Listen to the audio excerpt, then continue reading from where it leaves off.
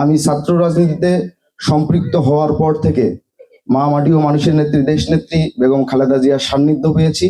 আমি আমার জায়গা থেকে আমার জন্মদাতা মায়ের পর যাকে স্থান দিই মা হিসাবে, তিনি আর কেউ নন, তিনি দেশনেত্রী বেগম খালেদা জিয়া। ব্যক্তিগত পক্ষ থেকে এবং আমার পরিবারের পক্ষ থেকে সবাইকে জানাই আন্তরিক কৃতজ্ঞতা। আসলে আজকের এখানে দাঁড়িয়ে বক্তব্য দেওয়ার কিছু নেই। আমি শুধু আপনাদের এটুকুই বলবো, আপনারা হয়তো অনেকেই মনে করছেন যে আজকের এই প্রার্থনা সভাটির উদ্দেশ্য কি, লক্ষ্য কি। আসলে কোনো লক্ষ্য উদ্দেশ্য নিয়ে আজকের এই প্রার্থনা সভাটি নয়। আপনারা জানেন আমি গণেশচন্দ্র রায় সাহস 10-11 সেশনে ঢাকা বিশ্ববিদ্যালয়ে ভর্তি হয়ে আমি একটি রাজনীতি প্রেমী ছিলাম। আমি নিজেকে ছাত্র রাজনীতিতে সম্পৃক্ত করেছি। আমি ছাত্র রাজনীতিতে সম্পৃক্ত হওয়ার পর থেকে মা মাটি ও মানুষের নেত্রী দেশনেত্রী বেগম খালেদা জিয়ার সান্নিধ্য পেয়েছি। আমি আমার জায়গা থেকে আমার জন্মদাতা মায়ের পর যাকে স্থান দিই মা হিসাবে, তিনি আর কেউ নন, তিনি দেশনেত্রী বেগম খালেদা জিয়া। তাকে আমার স্বচক্ষে দেখার সৌভাগ্য হয়েছে, তার সাথে কথা বলার সৌভাগ্য হয়েছে, তার সাথে রাজনীতি করার সৌভাগ্য হয়েছে। তার সাথে রাজনীতি করতে গিয়ে তার কিছু আচার আচরণ চাল চলন আমাকে এতটা অভিভূত করেছে যা আমি ভাষায় প্রকাশ করতে পারবো না। তার কথাবার্তা এত নরম, এত কোমল, আমি আসলে কারোর সাথে তার তুলনা করতে চাই না। আপনারা জানেন আমাদের দেশনেত্রী বেগম খালেদা জিয়া বাংলাদেশের সাবেক তিনবারের প্রধানমন্ত্রী।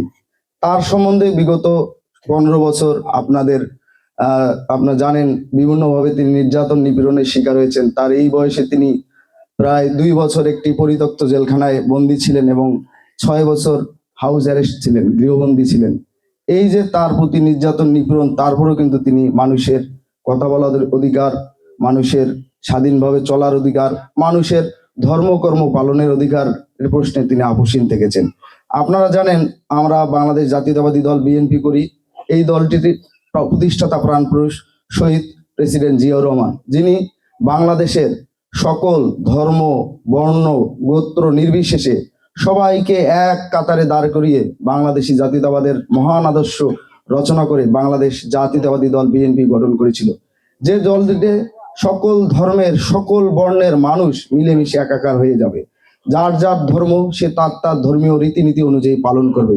এবং আপনারা হয়তো বা জানেন বাংলাদেশ জাতীয়তাবাদী দল বিএনপি কখনো সংখ্যালঘু বা সংখ্যাগুরু এই টার্মটাতেই আমরা বিশ্বাসী না।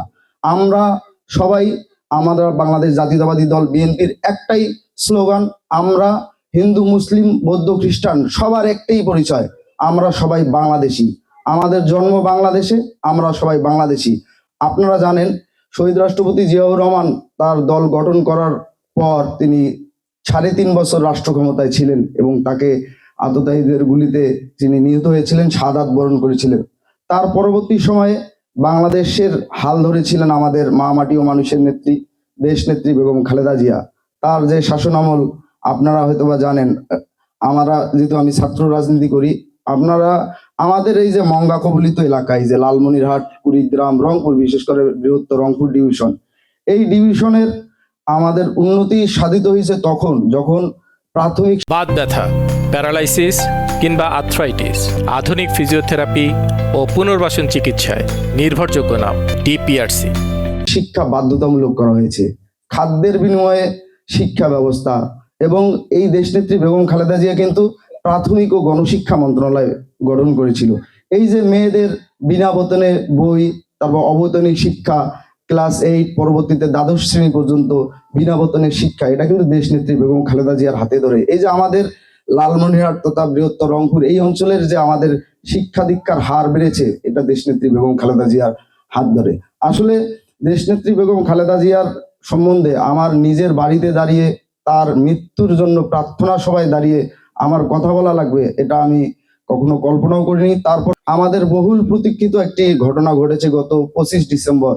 আপনারা সবাই জানেন যে শহীদ রাষ্ট্রপতি জিয়াউর রহমানের বড় ছেলে এবং দেশনেত্রী বেগম খালেদা জিয়ার বড় ছেলে দেশ নায়ক জনাব তারেক রহমান দীর্ঘ 17 বছর নির্যাতন নিপীড়ন সহ্য করে প্রবাস জীবন অতিবাহিত করে আমাদের দেশের মাটিতে আবারও প্রত্যাবর্তন করেছেন। তিনি ইতিমধ্যেই 31 দফা কর্মসূচি প্রণয়ন করেছেন। তার সেই 31 দফা কর্মসূচির একটি স্লোগান হলো ধর্ম যার যার, এই রাষ্ট্রটা আমাদের সবার। আপনারা শুধু এটুকুই বলবো, আমি গণেশচন্দ্র রায় সাহস, এখানে যেহেতু একটু ধর্মীয় একটু কথা না বললেই নয়, আমার দল বাংলাদেশ জাতীয়তাবাদী দল বিএনপি আমাকে এই মফস্বল এলাকার থেকেও টেনে নিয়ে আমাকে বাংলাদেশের সর্বোচ্চ বিদ্যাপীঠ ঢাকা বিশ্ববিদ্যালয় ছাত্র দলের সভাপতি নির্বাচিত করেছে।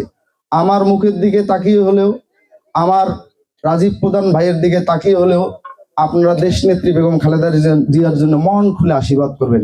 আজকে আমাদের এখানে হিন্দু সম্প্রদায়ের ভাইয়েরা আছে, আপনারা এখানে অনেকে আছেন, যেহেতু আমরা হিন্দু ধর্মাবলম্বী বিভিন্ন গুরুর দীক্ষা নিয়ে থাকি।